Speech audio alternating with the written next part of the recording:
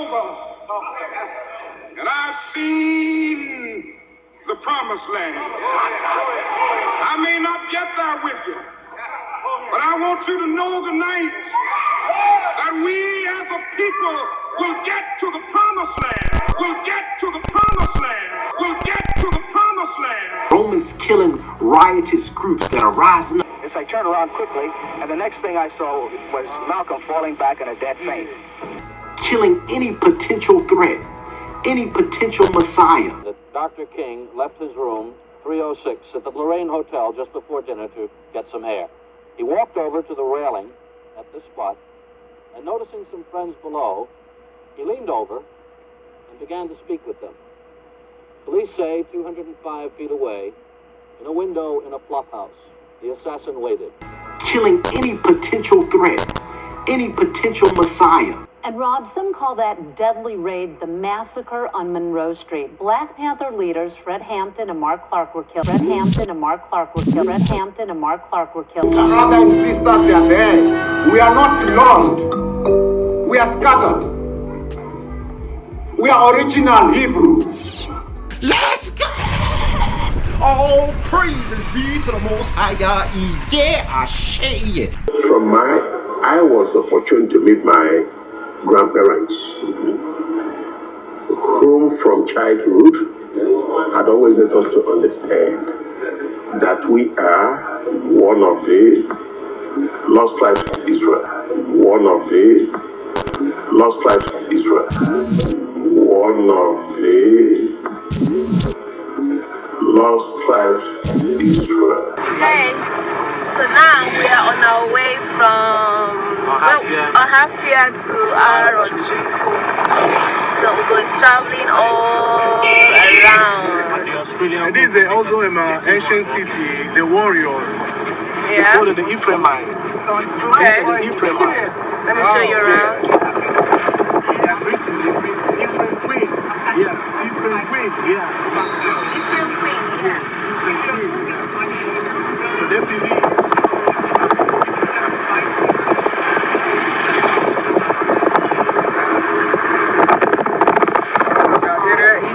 This particular place, they say that they're from the tribe of Ephraim. Yeah, Ephraimites. The Ephraimites.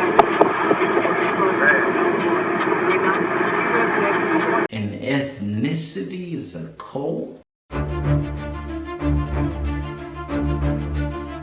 What's up, Zion Dynasty? This is your favorite dreaded Israelite, the man, the myth, and the legend, Mr. JB Zion. Y'all show me some love and show me some love. Welcome back to the channel, family. Welcome back to Zion Dynasty, where yours truly, I'm back in the fringed up flesh, about to hit y'all with that haymaker of legend, that bang, all glory, honor, dominion, and power to the Most High, Yahweh Bahashim, Yahweh Shai, even Iyeh Asher Iyeh. Y'all, welcome back to the channel. Y'all go ahead and smash that like button, share this video with as many people as you can. Y'all subscribe if you haven't. We're gonna do another round of those Sefer giveaways. We're gonna select the lucky winner on tomorrow's Shabbat service. So y'all comment, y'all gotta be subscribed, like this video up, share it with as many people as you want to. Also, if y'all wanna donate to this work that we're doing, I'm gonna put that PayPal, PO box, and the Cash App up if y'all want to donate. So y'all, we're gonna jump into this one.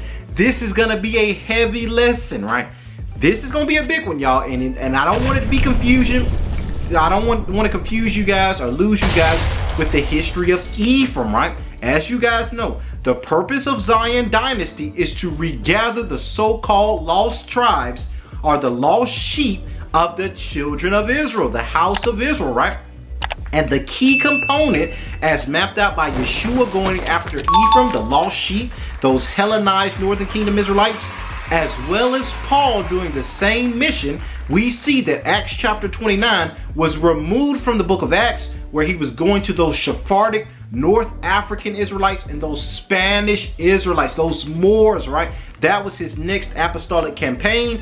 And this was the mission of YESHUA as well, and the 12 apostles were to go after the lost sheep. Now, this is not just talking about the Judeans. that lived in the land of Israel, right? Which predominantly were Judah, Benjamin, Levi, but these were also those Gentiles like Zebulun, Naphtali, Asher, Gad, Ephraim, right? The Samaritans, the ones that were Israelites. You did have Assyrian infiltrators in that land that were planted by the Assyrian Empire, going back to Nimrod's dynasty of the Assyrian and the Babylonian empires, both of which were founded by Nimrod that we see in the Tower of Babel. So he did have a lot of wisdom. The Bible says he was a master hunter. So y'all, there's so much knowledge, I just had to catch myself. There's a lot we finna go into.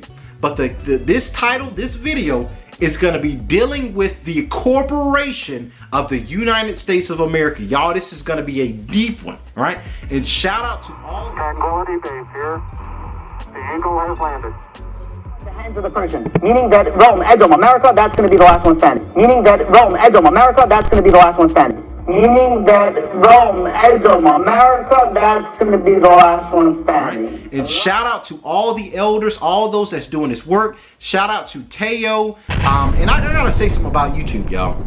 YouTube is going to war with Israelites. I need to go ahead and let y'all know. If you haven't known, I haven't addressed this, but I haven't heard too many other Israelite mores teach, letting everybody know what's going on, and I'm getting worked up just thinking about it. There is a war going on against Israel, right? And it's big, y'all. It's massive, right? Divine Prospect of Kingdom Harbinger Ministry. Shout out to Divine Prospect. I have learned so much from that elder, that brother.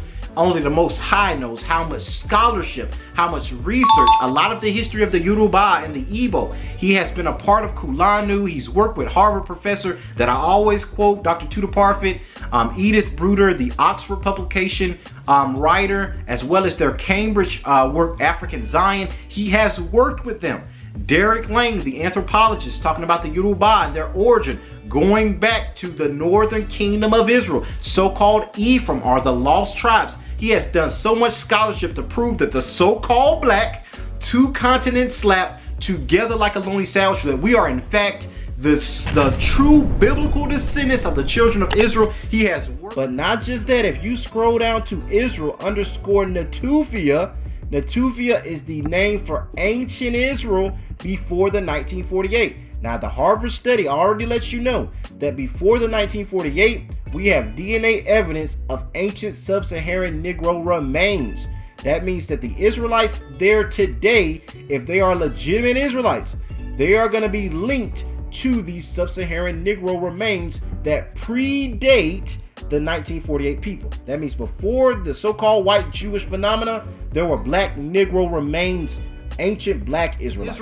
He has worked with so many scholars, y'all.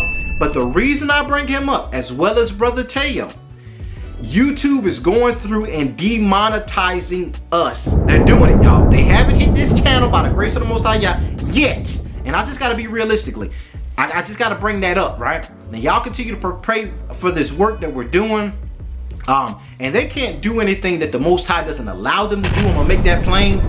But there is a war going on, family, because of this research that's going on. They've been attacking even Brother Dan Calloway. A lot of our people that are bringing out this history and speaking on behalf of our people and our community, restoring the so-called Aboriginal, indigenous Ephraimites, the lost tribes. Anybody that's engaging in that work to rebuild Zion, they're coming after them in this season, y'all. It's intensifying. I have to bring that up, right? But I give all glory and honor to the Most High Yah for all of the different elders and teachers that are bringing this history out, that are pinned. But if you do my true ancestry, it's going to test your DNA on a wide library of old archaeological findings. What you're going to find is that you are closely linked to two major players are going to come up. The Yoruba and Al-Andalus, the Moors, right? So you're gonna see Yoruba. I'm gonna put mine up so y'all can see. You're gonna see that you match closely with the Yoruba people, and you match with Al-Andalus. Why is this important? This paints a specific historical picture of our history as a people. The Yoruba's oral tradition, I'm gonna put that up for you guys, is that they came from Morocco. So that they were banished from Morocco, that whole region of Iberian Spain, that lower Granada region, that when they were banished in 1492, they migrated from Morocco and settled in modern Nigeria with the collective rest of their people that had already been there. Right? Mentions the fact in his work Sefer HaKabbalah as it seems several other of these royal Sephardic families later branched out from the David family, such as the Don Yayas. When you see the Nasi or the Yaya Negro, they changed their last name to Negro, because this goes back to Don Yaya Negro when he was given the land of the Moors. That's a lot of that Moorish history. But the Don Yayas, the Abarbanels, also never ceased to trace their origin to King David. Y'all watch this. Those related to the David family, we find after the expulsion of the Jews from Spain, we find them in Morocco. That are pinned their necks on the chopping block for truth to be able to rebuild our people, teach our history and our heritage. Because a people that don't know their history is like a tree without roots, right? You can only grow but for so much, for so long, until you're trapped in a cycle of continual spiritual death because you don't know who you are. Now, also, I do want to address a comment that a family member was asking about the whole ancestor, what they call worship, veneration, and that kind of thing. Let me explain that. When you look at the 10 Commandments in Exodus chapter 20, it tells you, thou shalt not steal, thou shalt not kill, thou shalt not have no God or power before the Most High Yah.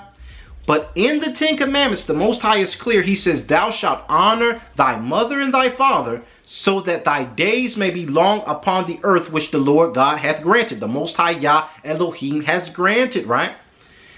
We don't know how deep that is. A lot of the wisdom that Moshe Hanavi brought to the children of Israel was beyond the letter, was beyond the tablets of stone.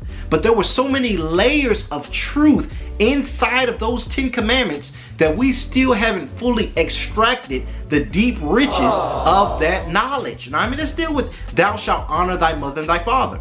Now, in the new covenant, so-called the renewed covenant, the Apostle Paul brings up an enlightening point about we're not just talking about your physical parents, because your elders, your bishops, your leaders, your apostles are spiritual fathers to the people and to the community. So this is an African, this is an Israelite ethos, family, of giving back to those that are your seniors, your elders, and those that come before you. Now, when the scripture says to honor thy mother and thy father, it's not just talking about that immediate generation, because we know it also extends to your grandparents, your great-grandparents, your ancestors, your elders. Y'all see where I'm going with this. Now, let's connect this to the importance of knowing your history and what happens if you don't know your history. Every time our kids, our children are in Esau's institutions of learning and they're learning another man's history, you're giving life to their ancestors. So you're worshiping their fathers, their mothers, their grandfathers, their grandmothers. So you're blessing their remembrance, because the Bible says to honor thy mother and thy father. So by you learning their history, you're attracting life to them. But not just that, but you're violating the 10 Commandments that says thou shalt not covet. Because I know a lot of y'all like, no, JB, that can't be. We didn't ask to learn that. My people perish for lack of knowledge. Ignorance is not bliss. When you engage in pathological or destructive behaviors, you are punished for that, even if it was without an intent of malice. Now, I'm gonna break that down. So when our kids are learning another person's history, you're violating, coveting another man's history, because it's not yours. And you're not honoring your father and your mother, even if it wasn't with the intent of malice. You didn't know, right? You're ignorant. Our people are perishing for not knowing who we are, not knowing our history, not knowing where we come from. It's a tree without roots. It cannot grow. So it's dead and no good but to be thrown into the furnace as logs for fire. This stuff is real, family. So when I talk about honoring your ancestors, that's why our forefathers that are in the African continent and those African Moors that were in the American continent, all of them had this in common: honoring their ancestors, honoring those that came before them. Because if you don't do that, you're cutting yourself off spiritually. The purest form of worshiping the Creator is giving back to the thing that gave you life. When you honor life, you attract life. When you honor people with wealth, you attract wealth. When you honor scholars, you attract knowledge. Whatever you respect is what you attract. So when you respect your ancestors, you're attracting the life that is in your blood, because the very nose, lips, eyes, and thighs that you have came from them. So you're thanking them by remembering them, i.e. attracting longevity, which is what the 10 Commandments says.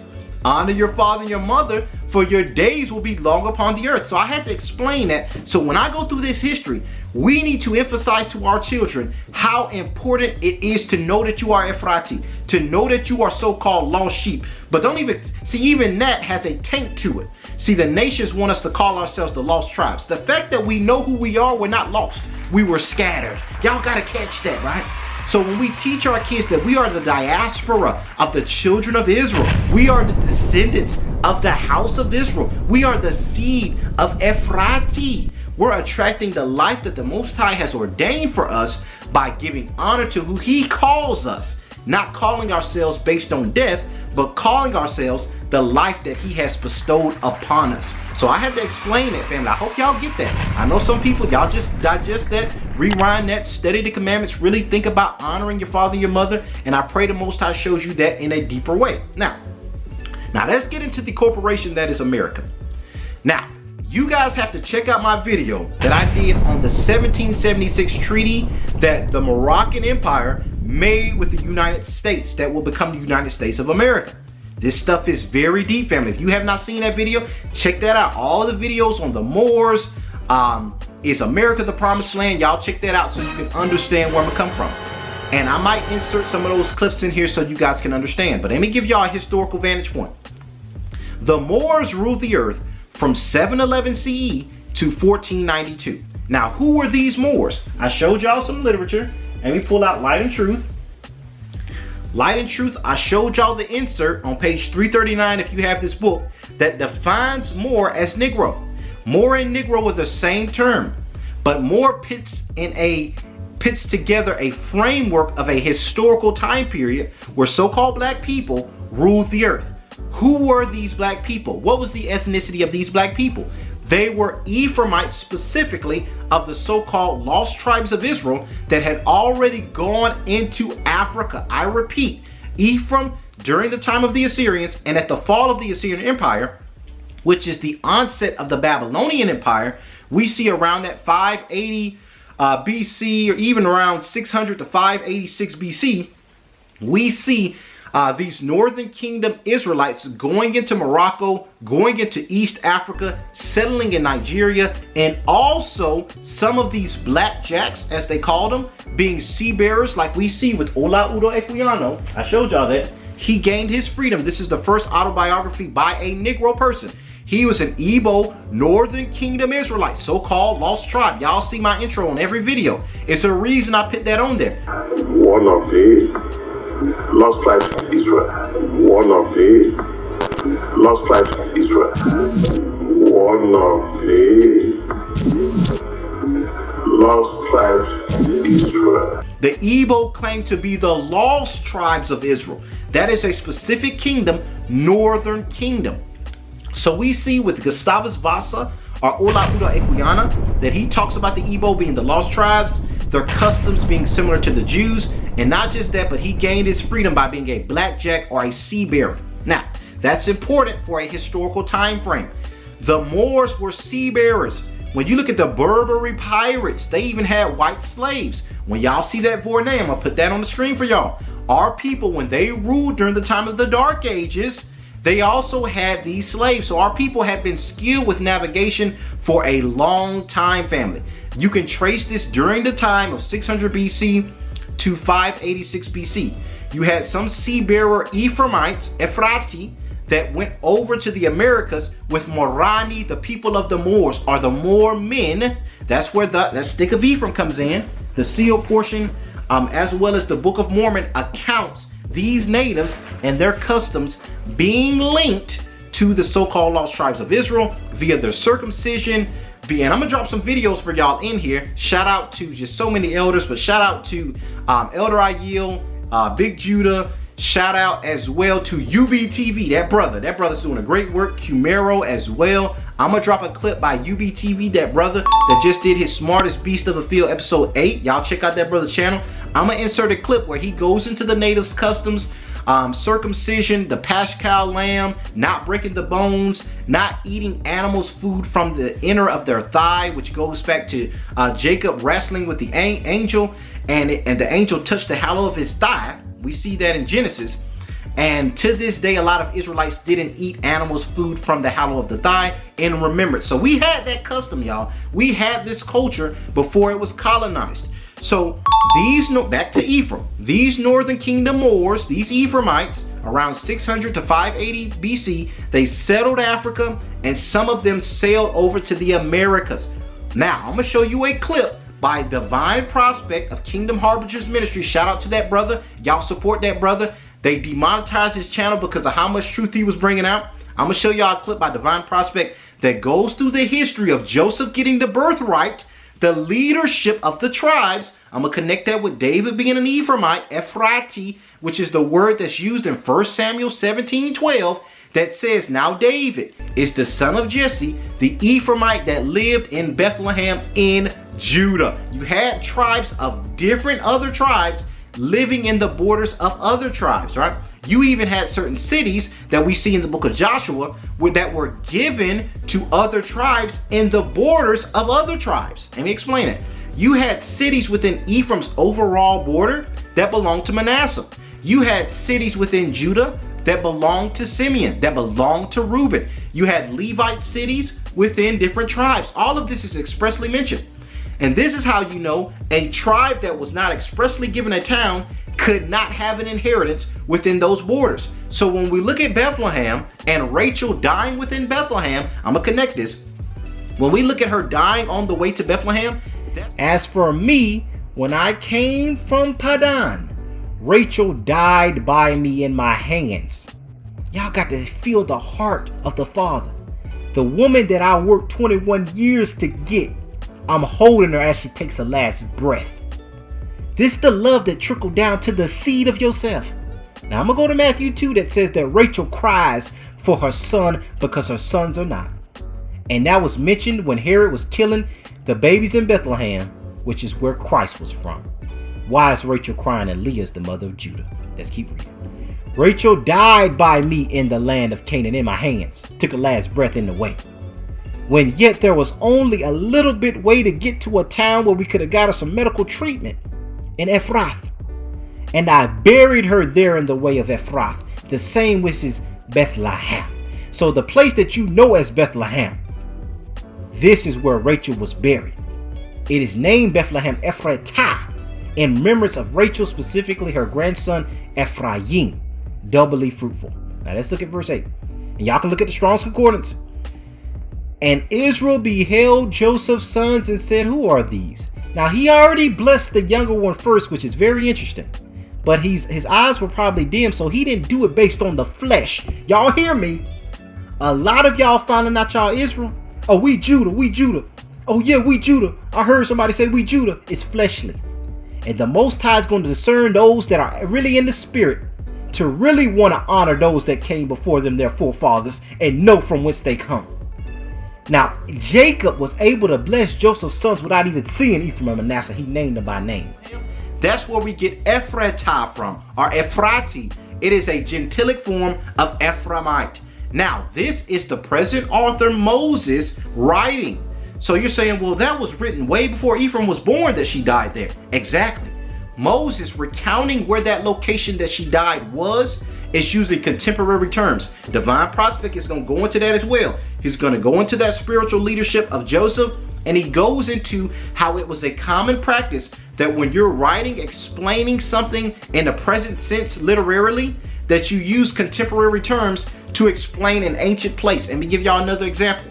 In Genesis 14:14, it says that Abraham chased the 5 kings to Dan's borders. Now, Dan is the great-grandson, or the great-grandson of Abraham. Abraham, Isaac, Jacob, Dan. How did Abraham chase them to his great-grandson? He wouldn't have been alive, and the region would not have been called that during that time. They lived a long time, but the region would not be named after him during Abraham's time period because his grandson was not born yet. This was a common practice. So when you see in Genesis 35:19 that it explains that Rachel died there, This is in Hamas. Ephrata is in a line with Ephrati or Ephraimite. Ephrata or Bethlehem. Ephrata is the place of the Ephraimites, or pertaining to the tribe of Ephraim. We see the Book of Mormon confirm this as well, with calling Lehi and his family Ephrathites that were within Judah. I showed y'all the seal portion of the Book of Ephraim, that we see that Nephi explains that his family were Josephites within Judah. So this was common, and Judah was not given the rights to Bethlehem because Rachel died there. Our brothers and sisters got along. They understood that Joshua gave them the promised land, so he as an Ephraimite knew his foremother died there. Now I'm going to show y'all that clip by Divine Prospect that goes into that and explains the history of the African Ephraimites in beautiful detail. Let's check that out. All praise. The areas where Ham, Shem, and Japheth, where they settled, right? The red would be Japheth, the green would be Ham, and Shem would be yellow, right? So looking at these various territories and where people groups settled, this is what we're dealing with right now. Abraham comes on the scene. You know, he covenants with Yod-Heh-Wav-Heh. He is in what we call of the Chaldeans, right? Now that term Chaldean would be an anachronistic, what we call an anachronistic text, which means it's something that is a contemporary term that's used to describe something in the past. So the Chaldeans did not exist during the time of Abraham. Whenever the text was redacted, that part of Genesis, it was redacted to people who were already familiar with who the Chaldeans are and where was at. So they used that term and that phrase so they could be familiar where the book picks up to where Abraham is at. We don't know if that's his land of nativity. We just know that when the text opens up in Genesis chapter 11, towards the end, this is where Abraham is at, right? And then in Genesis 12, the covenant is made with him in Yod-Heh-Wav-Heh, and then he begins his journey, right? And then he has a son named Isaac, right? And then he has a son named Jacob. Jacob wrestles with an angel. He gets his name changed to Israel, and then he has several sons, 12 sons. And then out of his 12 sons, Joseph steps out of the 12 to be commenced to be the successors of the seed of Abraham, who will go and take over the land of Israel, where at that time was called Canaan. Now, the Levites were not granted territory, so they were removed out of the allotment, and that was substituted with Joseph and Levi for Joseph's sons, Ephraim and Manasseh. And then they are the two that filled in the places for Joseph and Levi to take territory in the land of Canaan, which then became Israel, okay? So long story short, and again, I'm trying to speed through this. Long story short, once they settled in those regions, you know, they was in Egypt for X amount of years, couple hundred years. It was in Egypt. Moses was brought up in Egypt, as you know. His mother saved him from being killed.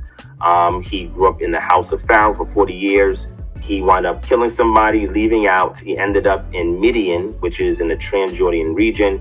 And after he was in Midian for 40 years, the Most High called him, right? And just so you know, so we can see where we're at, we're right here, right? So Midian is down here, and the place where Esau and his descendants, the Edomites, they settled in Edom, which is north of Midian. Midian is right here, and Edom is north of Midian, okay? So Moses was there for 40 years. He was called. He went back into Egypt. He brought the Israelites out, and they were in this region here, right? This region right here, not the Sinai Peninsula. They were in this region right here for 40 years until they made their way north, all the way here, all right? And then with Joshua, after Moses dies, Joshua is his successor. They cross over the Jordan River, and then crossing over the Jordan River, they enter into Jericho, which is right here, all right? And they attack Jericho. Then they go to Ai and then Hazor. Then after that, they have other skirmishes where they take over the land. Book of Judges commences. They're mingled amongst the Canaanite peoples. The Israelites obey for a period of time, then they disobey. When they disobey, the Most High sends tribes to afflict them. They cry out for a deliverer. He sends deliverers, right? And this is where we hear the stories of various people like Deborah, of Barak, of Samson, you know, of several of these characters that we know during that period of time. After all of this is said and done, Samuel is raised up as the last judge of Israel. He's the one that commences to crown David king. But before he even deals with David, he crowns Saul king. Saul disobeys. The Most High removes Saul, puts David in place, and then David is ruling a unified Israel. So all the tribes are under the auspices and rule of David. After David dies, Solomon takes over. Solomon is living in a period of time where he's thriving, right? But then Solomon disobeys at the end of his lifetime. So the Most High splits the kingdom in two between Solomon's son Rehoboam and Jeroboam, who was the person that Solomon had hired to work over the building projects of Israel, right? So then there's a split kingdom at that point, and it continues to stay a split kingdom. Long story short, the northern tribes are attacked by the Assyrians in 722 BCE. They're sacked by the Assyrians, and the Assyrians take them and they remove a lot of the upper middle class and the upper class, and they put them into Babylon. And then they take foreign peoples from Babylon and they place them into Samaria, which is the capital of the northern tribes territory. And then as more time commences in 701, they make several attempts to siege and take over Jerusalem. They sack Lachish, take Lachish. They tried to attack Jerusalem, but it was too heavily fortified. And they're unable to take over Jerusalem. However, they made the Jews of that time their vassals, right? And that's until the Babylonians come on the scene. The Most High uses the Babylonians to punish the Assyrians for what they did to the Israelites. The Babylonians come on the scene. They come face to face with the Jews in the south. And eventually, the Jews in the south get taken over in about 597 is the first siege where some people are taken away, Ezekiel being one of them, and 587 is the last siege on Jerusalem where they take most of the middle class and upper class out. They leave the poor behind and they bring them into Babylon for about 70 years, okay? Now, just so you know, during this period of time, when the Assyrians came and attacked the northern tribes, some of those northern tribes, they went into the south, and some of them left and went even further into Egypt. When the Babylonians came and attacked, also, you had waves of Jews leave out of the land and go into Egypt. Okay, this is important. So they're already migrating and going into Egypt, right? So they end off in Egypt along the Nile River. And if you go all the way down to the lowest cataracts, right, to a place called Elephantine Island, some of the northern tribes had settled there. And some of the texts that they had was a little bit more unique than, I could say more unique. A little bit unique than the text that we have today. And that's because even though they had a lot of oral traditions that would later on be written down, the thing that they mostly had were things recorded by the royal court, which would be some of the Psalms and some of the history about David and Joshua. But everybody would have been familiar with what we call the Torah, the Chumash, the first 5 books, which is Genesis, Exodus, Leviticus, Numbers, and Deuteronomy. So they would have had that knowledge. Some of that probably would have traveled with them. And they're scattering, but they came all the way here and they settled along this region right here, along the Nile region and the lowest cataracts of Egypt, right? Now, you had another group that was taken into Babylon, right, which is in modern day Iraq, right, in this region here, right, taken into Babylon. They would stay there for 70 years, and then a beckoning call was for them to come back when the Persians came and took over the scene from the Babylonians. And the Cyrus. This was around the Babylonian exile, the Igbo were? Yes. My studies, my probing indicates that we were the group that moved into Egypt, while you were the group that moved into Babylon. We are taken into Babylon. Right, so historically, this was at the destruction of the first temple before the second temple was built. Absolutely. So family, all praises to the Most High. Y'all, I hope y'all got a lot. That brother is brilliant. There's so much I've gleaned from him, like his cultural roots study Bible, or cultural background study Bible. I showed y'all the clip that they knew, the Jewish people know, that when you talk about the kingdom, it was talking about Israel being exalted in the last days. It also talks about Paul going after the diaspora of Israelites. That was the Gentiles that he was going after. So, all praise to the Most High. Now, why am I going through Africa and establishing the Ephraimite 10-tribe presence, which makes up the Igbo, the Yoruba, some Moroccans, some Bantu descendants, Niger-Congo people, E1B1A characters, are carriers. All of these different people within the African continent, descend from the lost tribes, a vast majority. You also have Levites as well. You have some Benjamin in there. So you're going to have all 12 tribes really present and represented in Africa. But the founding population were those 10 tribes that had already been scattered before Judah was conquered. Judah was still in the land of Israel until the Babylonians came and conquered them. And then later you see them migrate, specifically in 70 CE, you see them migrate into the continent as well. This is the Limba people, right? But the majority of that continent would be 10 of the 12 tribes, which makes logical sense, are the so-called lost tribes. Now, where also did they go? They went to the Americas, and they discovered the Americas before Christopher Columbus. I repeat, they discovered it before Christopher Columbus in multiple waves, dating as far back as 600 BC, which would be about, it's 2000 AD now. So that would be at least 2,600 years ago when they were already there during the time of Nephi. But not just that, I showed y'all the clip about Mansa Musa, the son of Moses, his brother, Abubakr II, how he carried a fleet of about 1,000 vessels into the Americas. Now I'm gonna show that clip as well. Let's check that out. Where they're gonna go through some of that history in an easy way for you guys to understand about those Moors, those African Muslims, those Ephraimites that reached the Americas before Christopher Columbus. Let's check that out.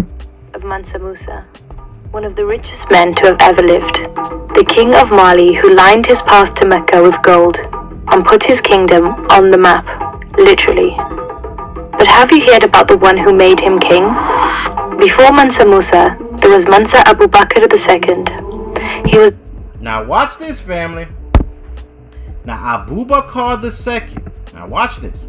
Now I didn't want, before she goes too deep in it, we're gonna go back to that article I showed y'all where it goes into more detail. Now watch this. So we saw in this article by the Moorish organization, right, that it talks about in 1311, Abubakr II, Emperor of Mali, went and the house of Joseph went to the Americas, right? So a lot of y'all are like, where are they getting this information from? Y'all, this is scholarship that the Most High, the Creator himself, was given to these Moorish brothers. Now watch this. Now let's go back to the video. Mansa Musa, also, I'm going to put up a map on the screen. This is by John Ogilvy, the official map maker during the time of the transatlantic. In his atlas, right, of Africa being the region discovered, that book is about $1,100 on Abe's bookstore, by the way. I'm going to put that map up that I have from that atlas where it shows the Beni Musa. The Beni Musa are said to be the sons of Moses that were in that Moroccan region. Mansa Musa and his brother Mansa Abubakr, these were related to that Musa family. Now let's pull this back up. Mansa Musa's brother and king of the Mali Empire. So how did Musa become king? On his legendary journey from Mali to Mecca, Mansa Musa crossed paths with Damascene historian Shihab al-Umari and told him how. The monarch who preceded me would not believe that it was impossible to discover the limits of the neighboring sea. He wished to know. He persisted in his plan. Mansa Abubakr II was an avid traveller and had roamed all around his vast empire before yearning to discover what lay beyond the Atlantic. So he called on engineers of the Lake Chad to build ships so he could launch a fleet across the ocean. He hired a crew of sailors, traders, builders, artists, warriors, and learned men, and supplied them with enough rations to last 2 years. He told them not to return until they reached the end of the ocean or until they had run out of food and water. But after a lone captain and only one of the ships from the 200 he had sent returned to Mali, claiming that the other ships had been pulled into a current and disappeared, Mansa Abubakr II began to prepare a fleet once more. But this time, the brave and adventurous king decided to make the journey himself in 1311, almost 200 years before Columbus set foot on American shores. Just as Mansa Musa's journey to Hajj was legendary, so was his brother's journey across the Atlantic. A great leader, Mansa Abubakr II traveled with his men on 1,000 ships and sent a further 1,000 ships with supplies, trade materials. Y'all watch this now, I'm telling you. I gotta see y'all for this one. I'm telling y'all, What those Moors had, what the Honorable Noble Drew Ali was able to give those Moors, I don't know how he got that stuff. Only the Most High could have gave him that information, because you see that I'm able to tap into that information because I can do my true ancestry. It can show me that I'm a Yoruba Moor. It can prove it. You can do your test, right? But in the 1910s and 1920, how in the world were they coming into this knowledge? It even has it right down to the exact number of the vessel, what's the word I'm looking for? The fleet, right? The exact number of the fleet, it even talked about in the article that I showed y'all with Abubakar II. Now let's go back down. It says the Emperor of Mali set sail across the Atlantic with a 1,000-vessel fleet, and thus began the settlement of the house of Joseph, right? Now they ain't gonna put all that part in the video.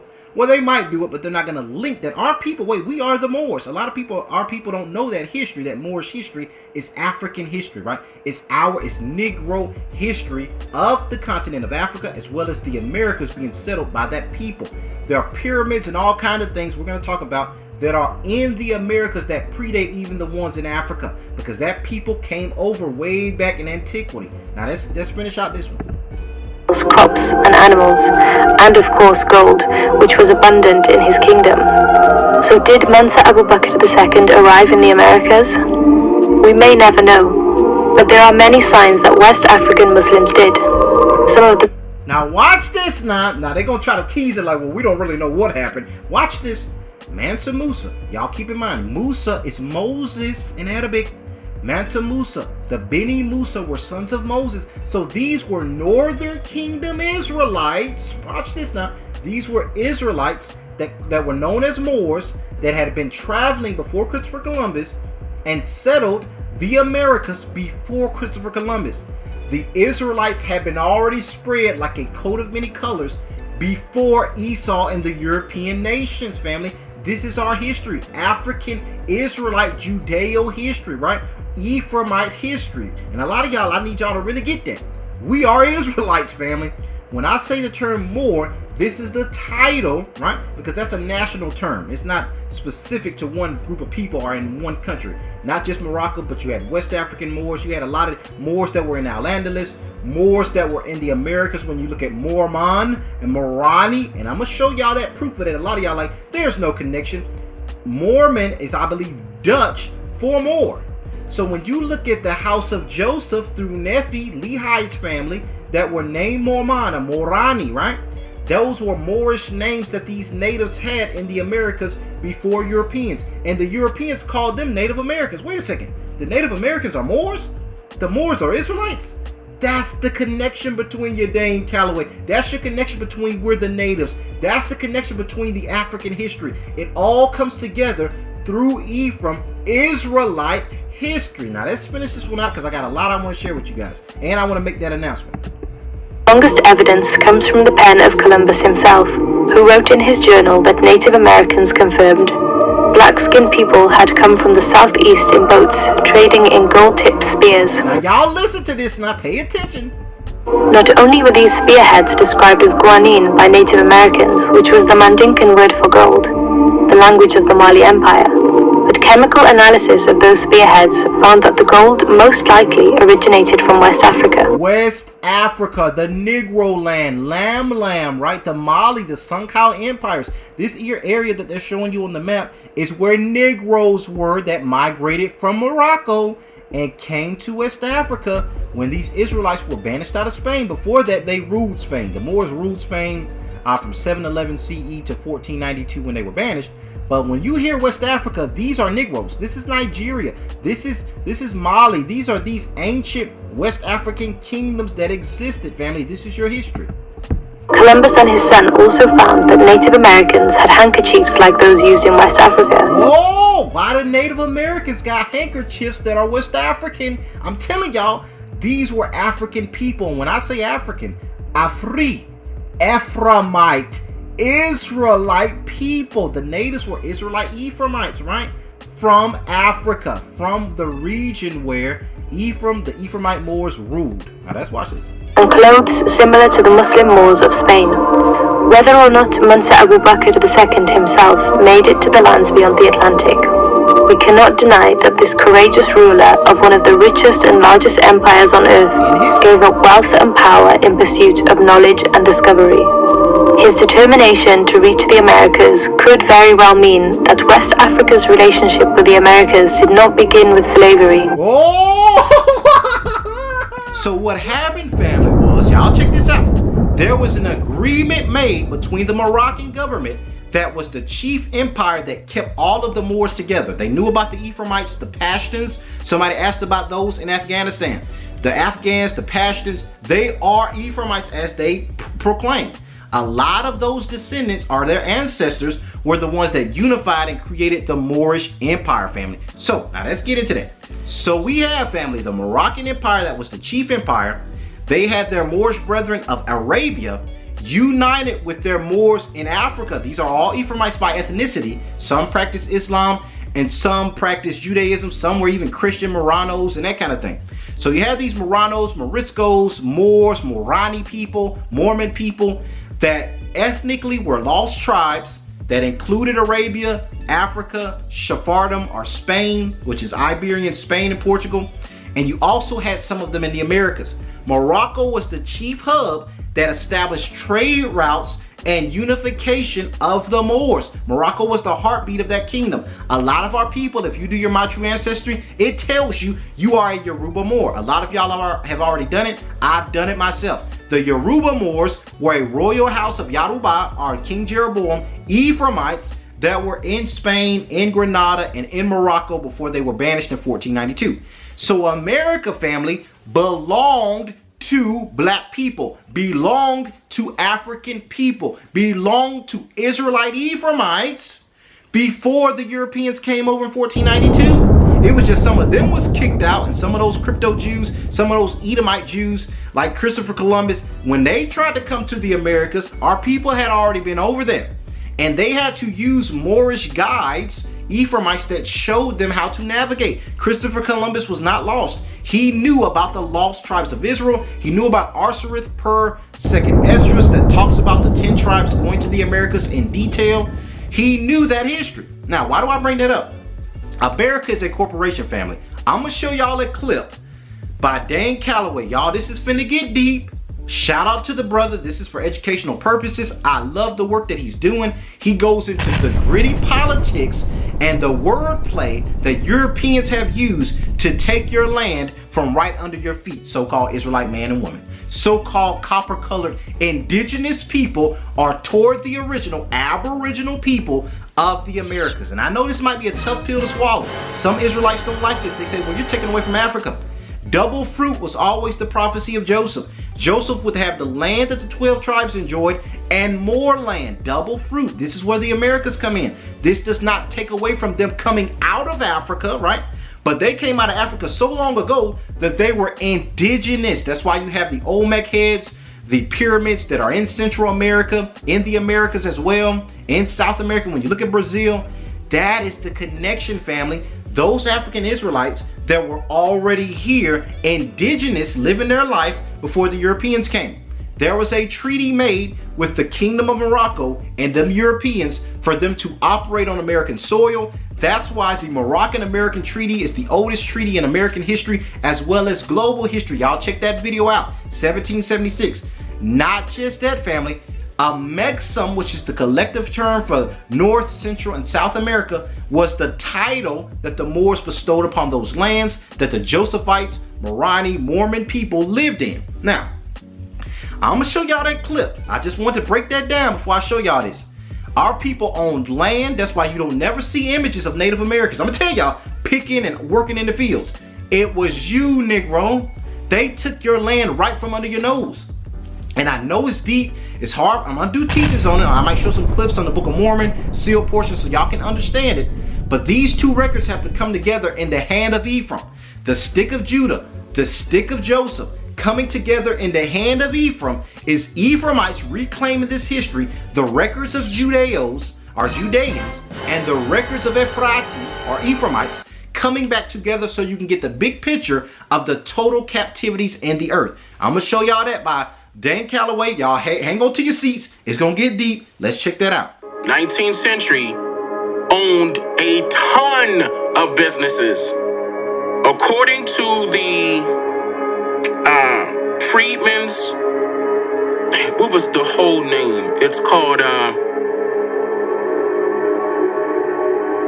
Freedmen's Bank and Savings Trust.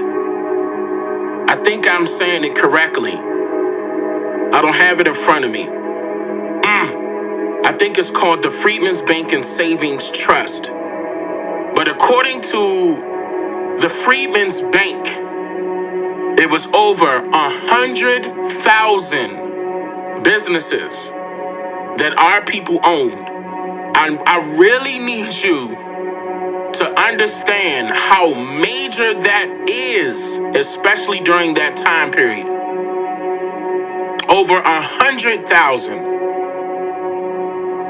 And I have those records. And in fact, I displayed those same records that I'm referring to in another video. Matter of fact, I'm going to have to bring that up. Note to self. I'm going to bring that up and talk about the Freedmen's Bank. Yeah, because they owe us that money in there too. Because that money was supposed to be, according to Abraham Lincoln, let me mention this right now, it's on my mind. Abraham Lincoln signed what was the bill? Now I can't think of the bill.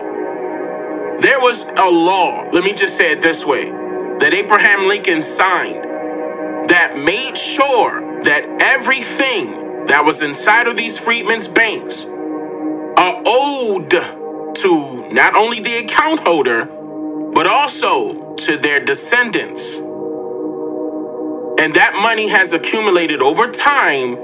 It's probably over $1 billion right now because nobody has took the time enough to research their family members to see if they opened up a Freedmen's Bank and Trust savings account and see how much, because a lot of the people, not only people that fought in wars were paid, but it was also our ancestors working. You guys got to understand this. They had businesses or worked for businesses that was owned by our own people. I'm talking about, yes, somebody said yes.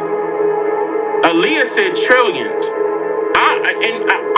What year was that? I brought this up I tried to campaign this, I believe during 2018, to put everybody's attention on that bank, because that bank is sitting dormant.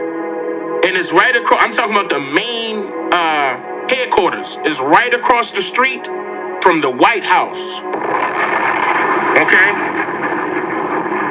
Frederick Douglass, and here's another reason why I know that Frederick Douglass was rich, because Frederick Douglass took his own, they said, and I have this writing as well, tens of thousands of his own money,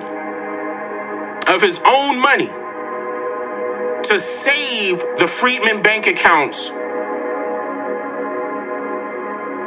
You heard what I said?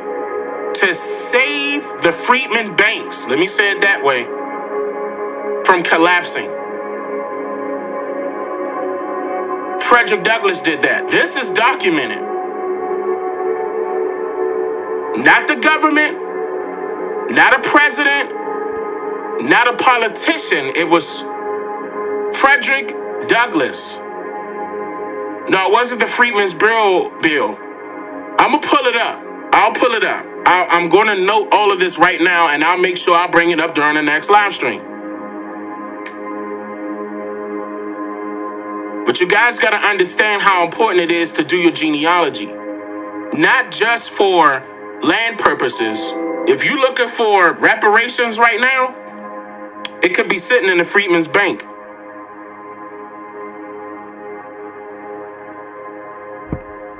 And it's unclaimed because our people are not taking the time to do the proper research that they need to do in order to run across that type of information. This is not hard to find, ladies and gentlemen. In fact, in my book on genealogy that I have on Amazon right now. All right, let's continue. And based on records held by the National Archives on how many acres of land was owned by the Niji during this time period, we can easily determine where the solution resides when it comes to fixing many commonly known problems that... Hold up, y'all. Hold up. I just want you guys to understand how deep this picture... I apologize. We're about to get back to it. But just read it. Just read it. That's 250,000 farms. Hold on, y'all. Hold on. I really need you to focus on this. 250,000 farms?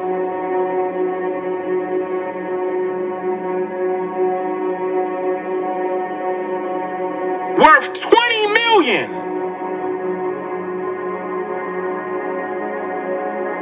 No, I'm sorry, 20 million acres of land worth 500 million. Excuse me.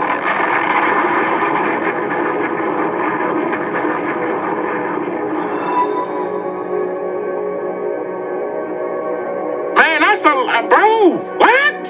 Ooh. Just imagine if we had that much right now. In which we do. We just not stepping up, saying, hey, that's mine. Get the hell off my land. Yeah, just imagine, yes, 500 million back then. Just imagine it now.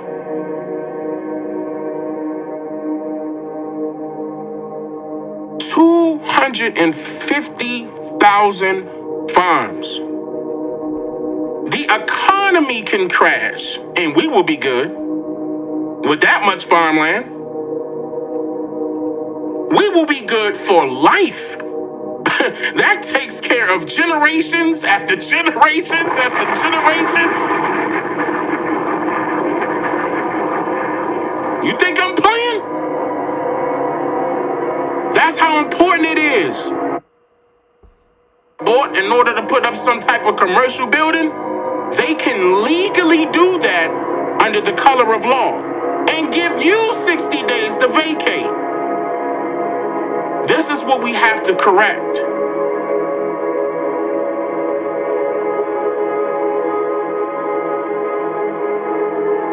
We have to correct this. The only way we can is if, and this is why I'm not trying to get too hyped, because this is so important that you guys do your research. I'm going to keep reiterating that. Because the more people that become cognizant of what happened to our people, we'll be able to wake them up, get our lands back. And it's going to be so many of us at one time, that's going to hit the news. That's going to wake up way more people. And what the government going to do? I'm going to tell you, they're going to sit there and look stupid.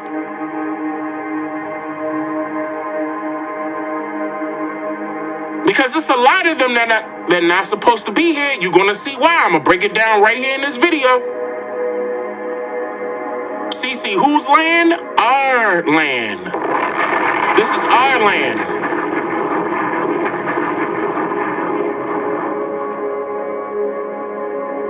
You about to see? I'm going to come back a tad bit. Wait.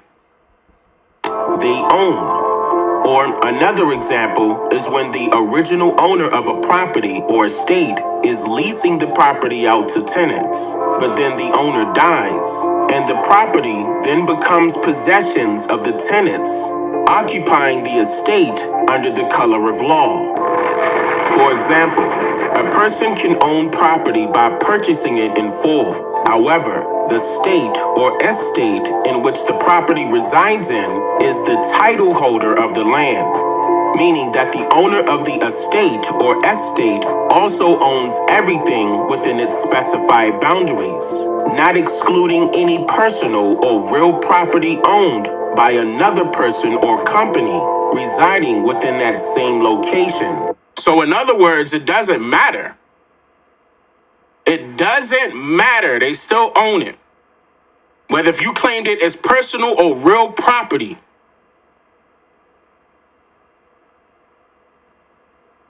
That's how deep this gets. Now, to get a better understanding of this uncommonly known usage of the word tenant, one must be cognizant of the use of the word estate in this sense. Listen closely.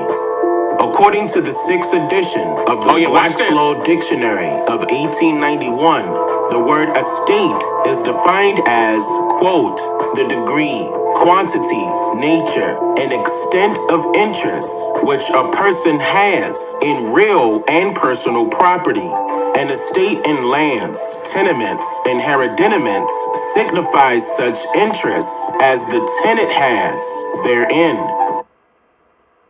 I gotta let this sink in for a second. Got to. This part right here is critical because it's talking about the estate, the extent of interest of which a person has in real and personal property.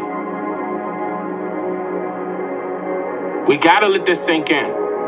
If you need to take screenshots, that's why I brought it up this way so you can see it. Now keep in mind, this interest is referring to the tenant. Notice how it didn't say owner. Hold on, y'all.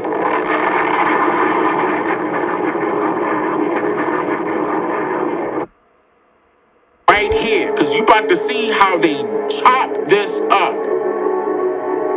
We about to get them back. I'm telling you, y'all. Woo! Watch. End quote. So where it says an estate in lands, tenements, and hereditaments signifies such interest as the tenant has therein, this alone indicates to the public that this particular type of tenant has ownership of an estate in lands, because an owner and a tenant allegedly shares the same right or interest in said property or has the same, you heard what I said? Has the same right or interest in said property. Estate somehow. Or estate somehow. They purposely did that. Purposely. Hold on, let me open up my coffee.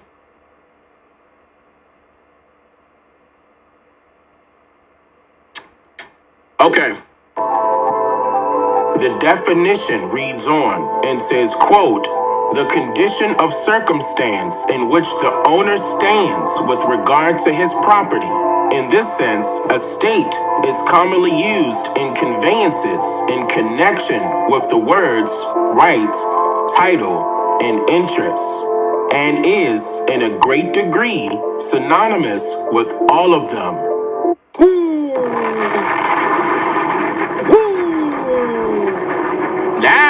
Now the word owner pops up.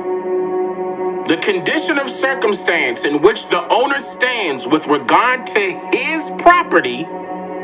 In this sense, estate is commonly used in conveyances in connection with the words right, title, and interest, and is, in a great degree, synonymous with all of them. Guys, listen to that. The title, the right, and the interest. That's deep. And that's all with the state. Dealing with the owner and the tenant. The owner and the tenant.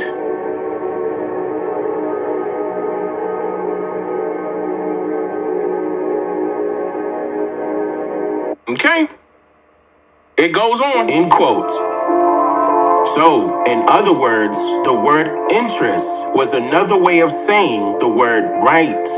So when you read the definition of estate again, you'll see how the tables were turned to allow the tenants to become the landlords in this sense, which also reveals how a tenant does not need to reside in the state or estate they own, exposing why the letter A was dropped from the USA. Because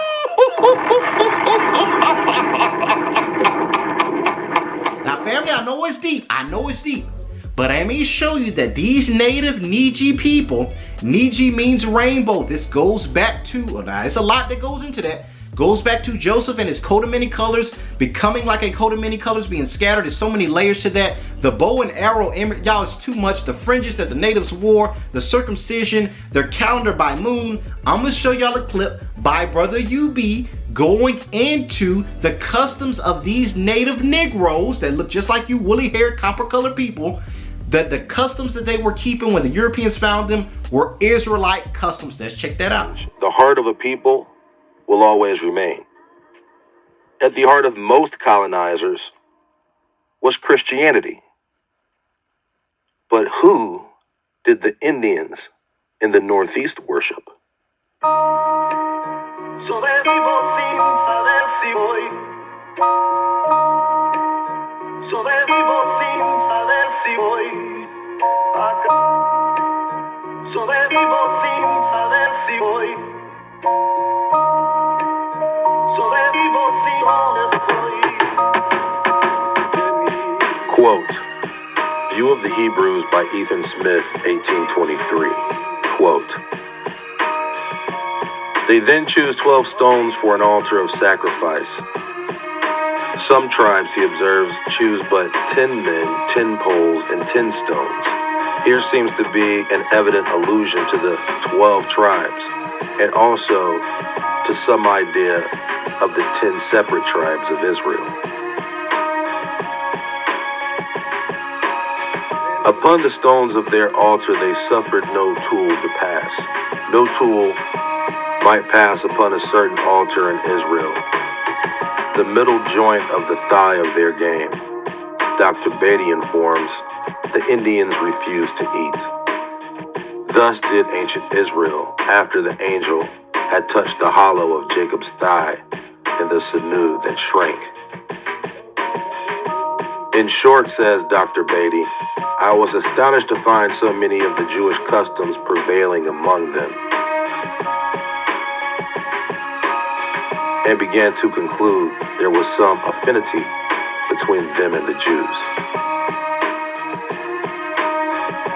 Continuing, Colonel Smith in his history of New Jersey says of another region of Indians, they never eat of the hollow of the thigh of anything they kill.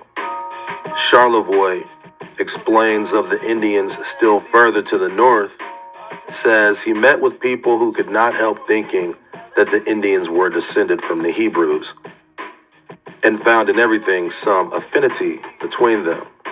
Some things, he states, as on certain meals, neglecting the use of knives, not breaking the bone of the animal they eat, never eating the part under the lower joint of the thigh, but throwing it away. Such are their traditions from their ancient fathers. Other travelers among them speak of their peculiar evening feast, in which no bone of their sacrifice may be broken. No bone might be broken of the ancient Paschal lamb in Israel, which was eaten in the evening. Different men who had been eyewitnesses speak of this and other feasts resembling the feast in Israel, and tell us relative to this peculiar evening feast that if one family cannot eat all they have prepared, a neighboring family is invited to partake with them. And if any of it be still left, it must be burned before the next rising sun. None who read the law of the Passover can doubt the origin of this. End quote. Also, family, I showed y'all Amexem, where they did a video connecting those natives with Israelites. Let's check that out. Where he goes into the Native American Moorish connection before Christopher Columbus. Let's check this out.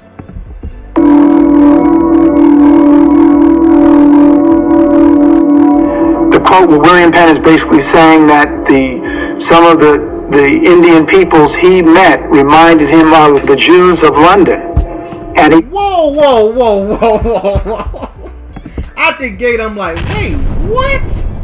I'm gonna keep the screen like this because I might pause a couple of more times. We are those native Moors that were in Africa and in the Americas.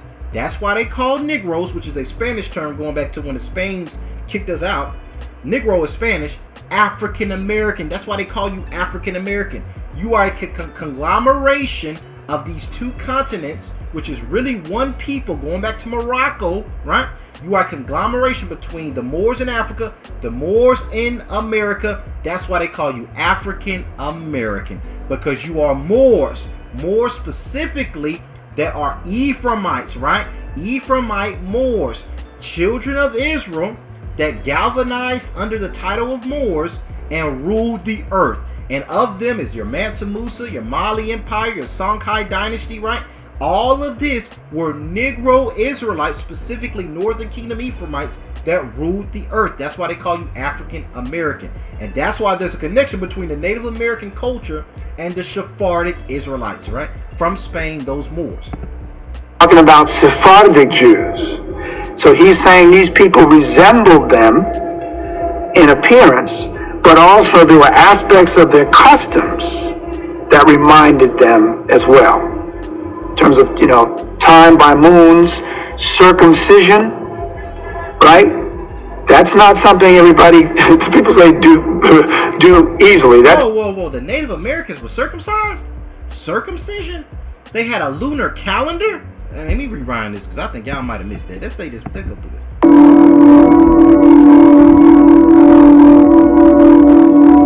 The quote where William Penn is basically saying that some of the Indian peoples he met reminded him of the Jews of London.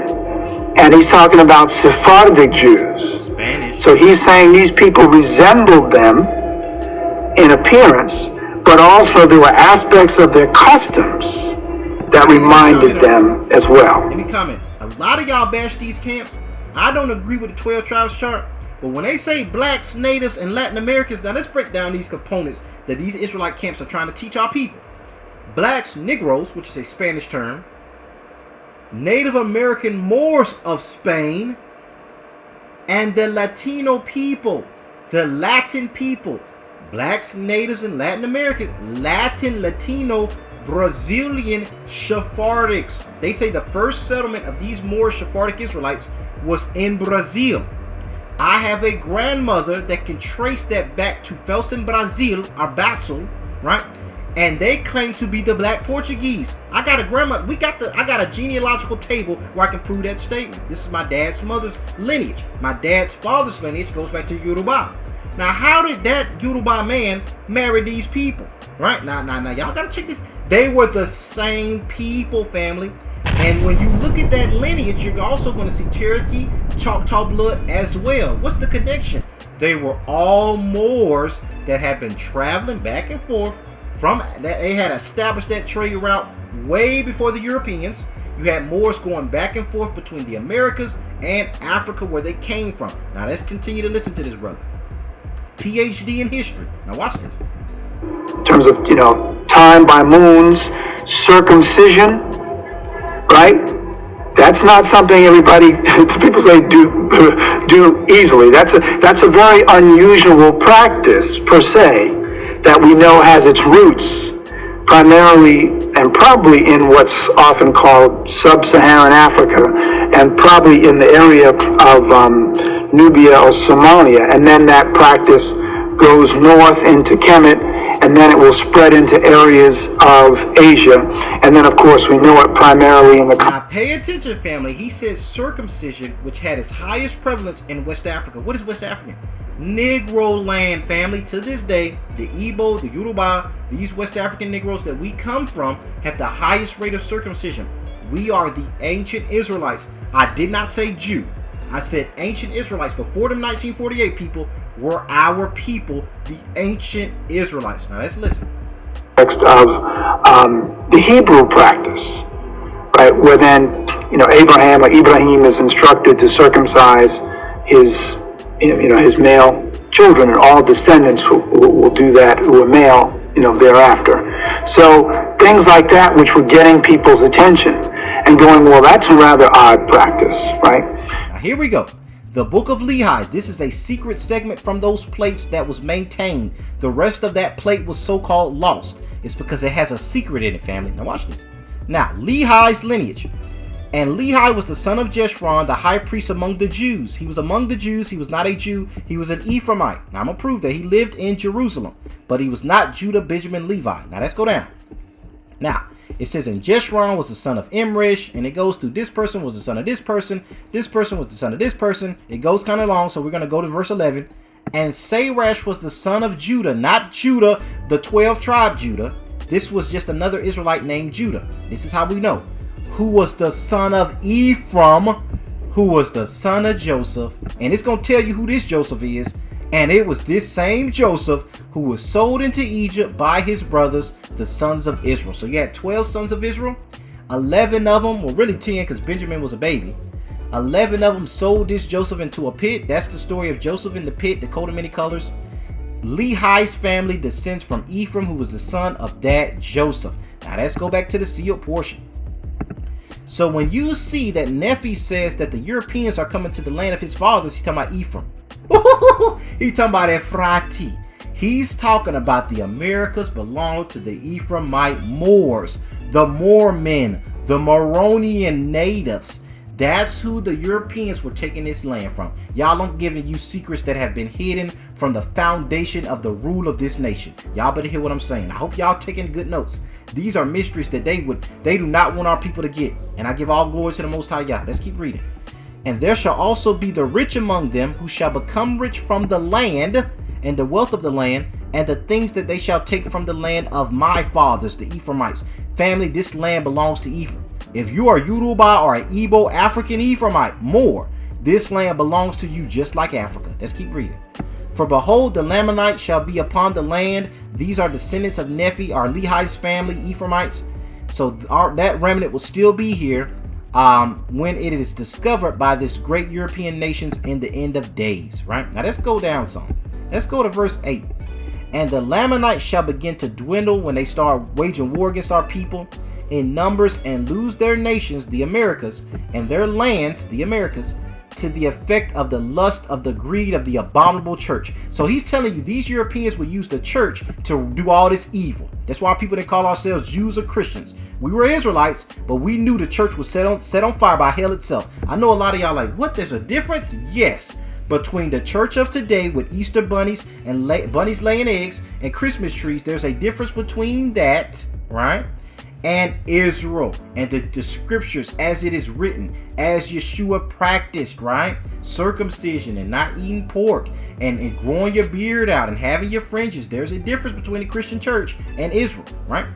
And the men who shall destroy the Israelite Ephraimites of Lehi's family shall think that they're doing the Most High's will, because they believe that, now Christ prophesied this, y'all, in Matthew chapter 24. Because they believe that these Israelite Ephraimites and all those who are of a dark skin are cursed of the Most High. Wait a second. So the very children of God, Nephi's telling you the nations are going to go to war against because of their Negro skin. So we know white folks didn't write this.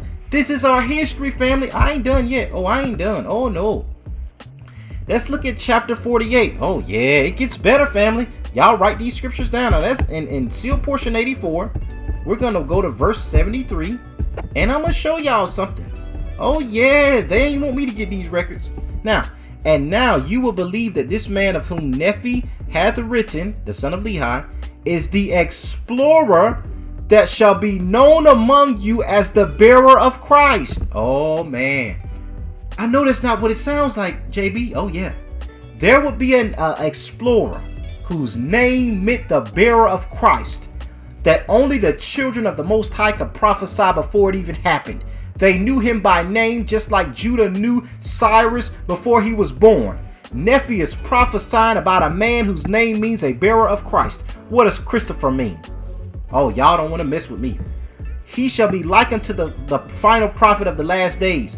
But this is not the man, not that prophet, not no good person, that the words of Nephi referred. And this Christopher is not like the final two prophets. So there will be another Christopher prophet, and he's saying, I don't want you to think that this is that prophet. No, this Christopher is going to be an explorer. Now let's read about it. For behold, this explorer shall be sent forth to discover the land of my fathers, of the Ephraimite Moors that was already here, for the sole purpose to get gain for himself and those who shall send him. The Vatican, the Christian church, y'all don't want to mess with me. Spain and Portugal that gave him license to be able to find our people in the Americas and in West Africa. Christopher Columbus is his name, that sailed the ocean blue in 1492. Y'all better hear me. And those who shall send him, the Christian North, Spain, Portugal, the Vatican, even one of the great nations of the Gentiles that belongs to the great and wicked abominable church. Who wrote this, family? Your forefathers. These your records.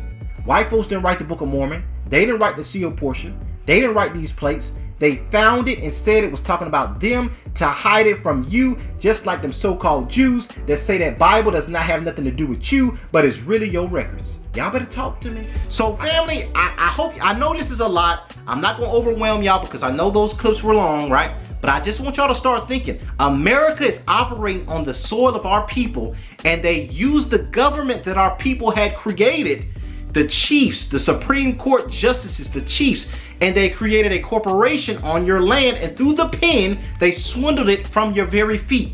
I know that's a lot, and I know that's deep, family. Now, the whole concept of social security numbers and monitoring people and the footprint when the kids come out the womb, all of this is corporate America. These are corporations. When you look at states, states are estates owned by, y'all saw that in Dane's video, the county, which is a person, the chief, right? The person that is making sure that these lands are ruled by the Europeans that were coming in to conquer or colonize the land. This stuff is deep, family. Our people were here, right? You had a lot of Israelite Moors that were seabearers, blackjacks. I showed y'all that. Hola Udo Equiano. That been settled this land by the discretion of the Spirit of the Most High Yah, Yeshua appearing to them and telling them to go over to the Americas because he would judge Judea in 70 CE, which is exactly what happened. He told them to flee to the mountains, go where Ephraim is, go to Morocco, go to North Africa, go to the Americas, get out of this land because the Romans would conquer it. And General Vespasian and his son Titus did that historically according to Josephus in 70 CE. So family, I hope y'all got something out of this. I don't want this one to go too long. I know I dropped a lot of receipts, but this is Bible prophecy, family. Those 10 toes, and in the next video, I'm gonna go into 2nd Ezra about the eagle coming out the sea and the Son of Man coming out the sea, and show you that the eagle is the image of the empire that our people created to rule in our world. This is 2nd Ezra chapter 11 through 13. We're gonna deal with that in more detail, but for time, y'all, I'm gonna be back with y'all on that next video on tomorrow's Shabbat lesson. So I hope you guys enjoyed this. Peace, love, blessings, and Israelite power to the 12 tribes scattered, even Ephrati, even the so-called 10 tribes. I love you all with the love of the Messiah. Be blessed. Shalom. All praises.